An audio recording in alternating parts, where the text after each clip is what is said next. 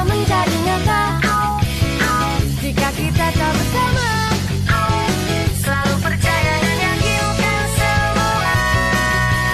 Bisa cinta.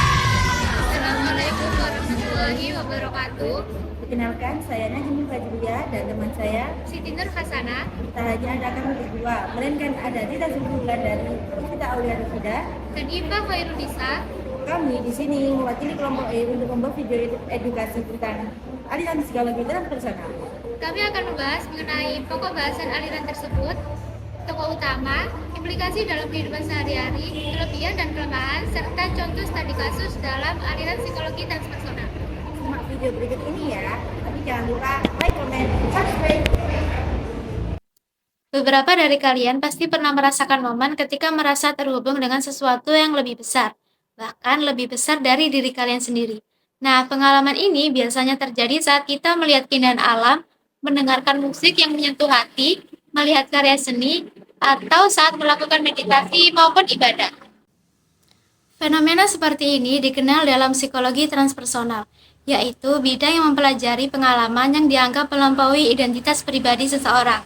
Pengalaman tersebut sering membuat cara pandang kita berubah dan menghadirkan berbagai macam perasaan positif, seperti rasa kagum, takjub, bahagia, hingga perasaan damai.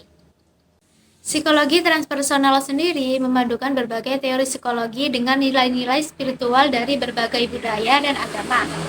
Bidang ini mencoba menjelaskan bagaimana pengalaman spiritual dapat mempengaruhi pikiran, emosi, dan pandangan hidup seseorang. Siapa saja sih tokoh yang mengembangkan psikologi transpersonal? Yang pertama ada Abraham Maslow. Konsep utama yang seringkali dibawa Abraham Maslow adalah aktualisasi diri atau self-actualization dan pengalaman puncak experience.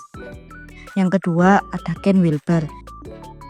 Dikenal sebagai seorang yang berusaha menyusun teori integral psikologi. Seringkali ia diidentikan dengan penggagas psikologi angkatan kelima atau Five Force. Yang terakhir ada Stanislav Grof.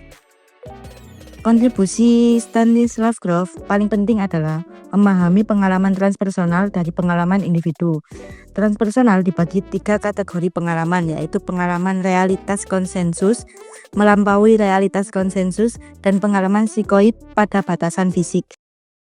Psikologi transpersonal sangat relevan dengan kesehatan mental karena 1. Membantu proses pemulihan diri. Dengan memahami sisi spiritual, orang yang terkena depresi ataupun trauma bisa menemukan makna baru dalam penderitaannya, sehingga akan mempercepat proses penyembuhan. 2. Mengatasi krisis makna hidup. Kalian merasa kehilangan arah? Pendekatan transpersonal akan membimbing kalian untuk menemukan kembali makna dan tujuan hidup secara lebih mendalam. 3. Mendorong transformasi diri. Psikologi transpersonal membantu seseorang untuk melampaui egonya. Hasilnya akan tumbuh rasa syukur, empati, dan pemahaman yang lebih luas. Ada beberapa implikasi psikologi transpersonal dalam kehidupan sehari-hari. Apa saja implikasinya? Mari simak video berikut ini. Secara keseluruhan, psikologi transpersonal mengimplikasikan bahwa kehidupan sehari-hari yang kita jalani ini dapat membantu individu mengeksplorasikan aspek spiritual dan transenden dari pengalaman itu sendiri untuk meningkatkan pertumbuhan yang holistik. Lalu, apa saja sih contoh implikasi dalam kehidupan sehari-hari itu? Nah, yang pertama itu ada pendekatan holistik terhadap kesehatan dan kesejahteraan. Yang kedua, dapat membantu proses penyembuhan emosional sekaligus trauma. Dan ternyata, psikologi transpersonal juga bisa memperluas perspektif kita tentang diri dan kehidupan loh. Aliran psikologi ini tentu saja memiliki kelemahan dan kelebihan. Apa saja sih kelemahan dan kelebihan itu? Yuk kita bahas.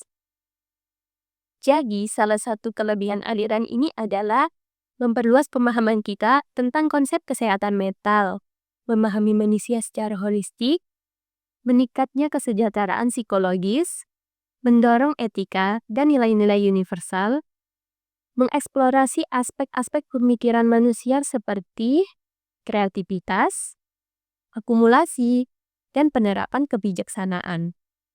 Sedangkan kelemahannya, aliran ini rentan disalahpahami sebagai mistik atau keagamaan, kurangnya bukti empiris, dan variabilitas budaya.